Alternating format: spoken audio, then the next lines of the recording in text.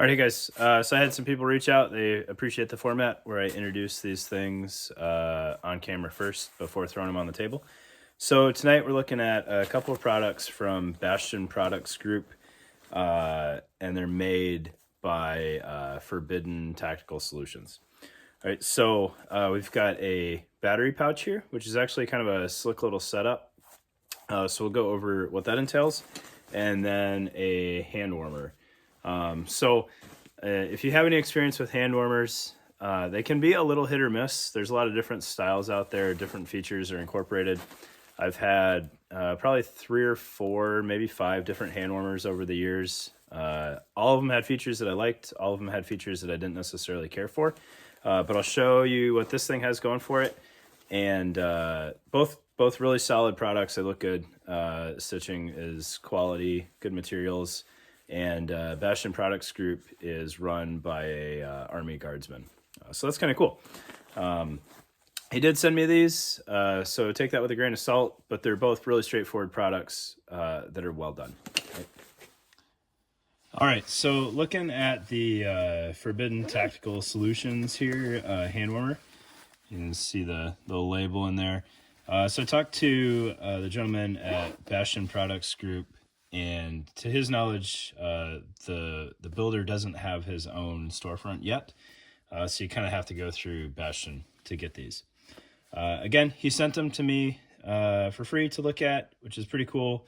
Guardsman running this business, so it's nice to kind of support the homies there, right? So looking at this hand warmer, it has several features in it. Some of them are fairly common amongst hand warmers these days. I don't know if all of them have all of these features, so it's kind of neat to see. So first off, it's got some nice storm collars on the ends here.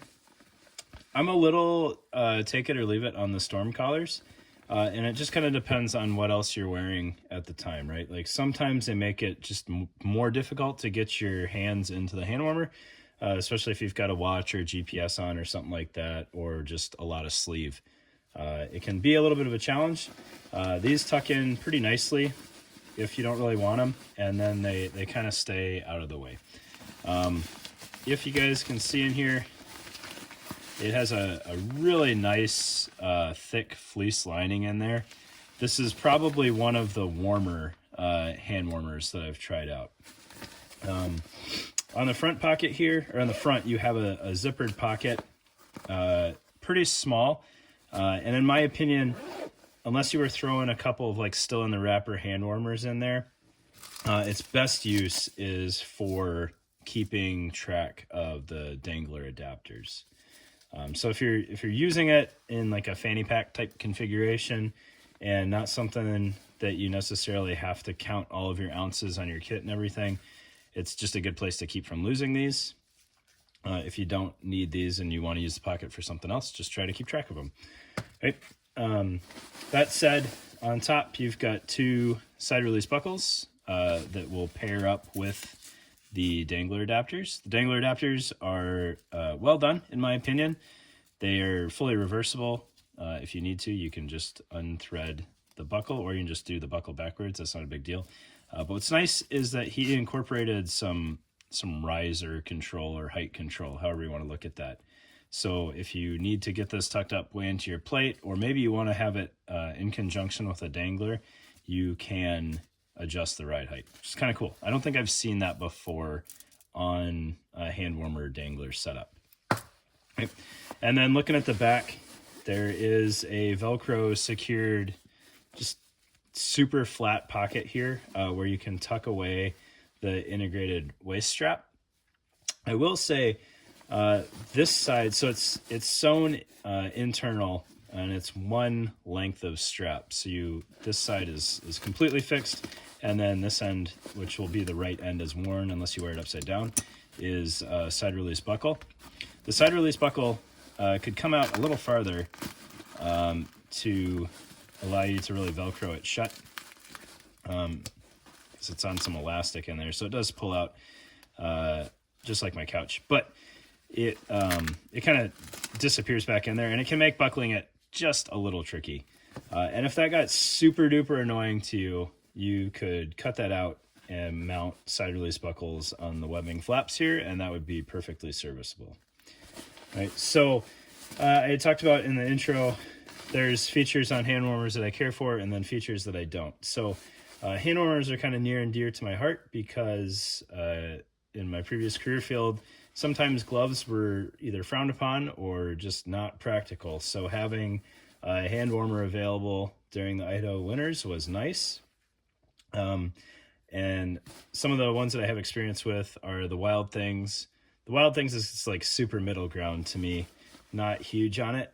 And then I had a early run Faro, and the early run Faro was pretty sweet because it had almost no structure to it. It was all pack cloth, and it had like a grid fleece lining.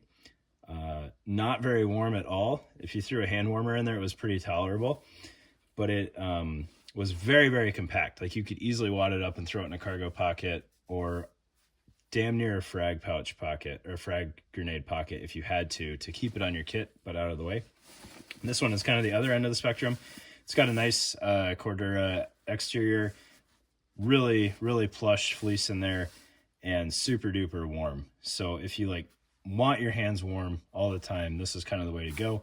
If you wanted something minimalist, the Faro is kind of the other end of the spectrum. Right. But this thing overall, really well done, not excessively heavy, and definitely warm if that's your concern. And with it being -30 tomorrow when I wake up, warm is what I want right now. And then one feature that I had neglected to tell you about, you're not going to be able to see it, but in the middle of the interior is a small Cordura pocket that you could throw a hand warmer in, and it would keep it out of the way so you don't have to worry about it falling back out. So that's the hand warmer from Forbidden Tactical Solutions. And then we've got this battery pouch here. And I got it, and he hadn't given me a heads up that this was coming, and I looked at it, and I was like, this is the most overbuilt shot shell carrier I've ever seen. And then we talked about it, and he explained that it's a battery carrier. So it has a side release buckle closure on it, as well as MOLLE mounting, if that's something that you want. But what I really appreciate here is that is all removable. So if you want to throw this in another pocket or your ruck or your pocket or something like that, you can take all that off and get rid of the bulk. So we'll do that, and I'll show you. Slims it up immediately. And then we open it up, and it's just like a old school trifold Velcro wallet, right?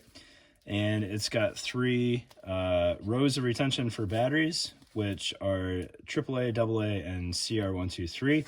All of those are removable, just like on a shot shell caddy.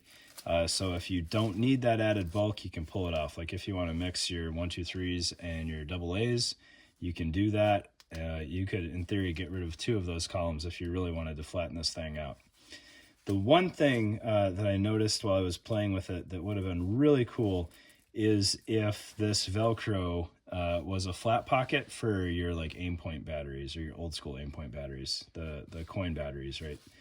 To have that be a little flap to retain a couple of those, I think that really would have pushed this thing over the top. Is it a little bit more than you need for battery storage? Probably more batteries than you need. But if you're in like a team environment or you had team equipment that was battery operated, having this thing loaded out with whatever batteries you could use as a common thing, and so like not everybody has to carry this thing, I think it's pretty neat. And then you could even Velcro mount it if you wanted to, or inside a GP pocket or something. But to keep batteries handy, it's fairly lightweight. Like bulk is going to be your only real concern with this thing, but it keeps them all in there and well organized. You're not going to get corroded batteries from things touching. You're not going to worry about gumming up your batteries with tape so that once you stick them in your optic, you never get them back out. Really cool product that I haven't seen this specific configuration offered anywhere. Lots of people make lots of different battery solutions, but I think this one could be a good one. So thanks for your time, guys. If either of these interest you, I'll try to put a link. I'm pretty bad about that, but Bastion Products Group is where you can find those things. Thanks.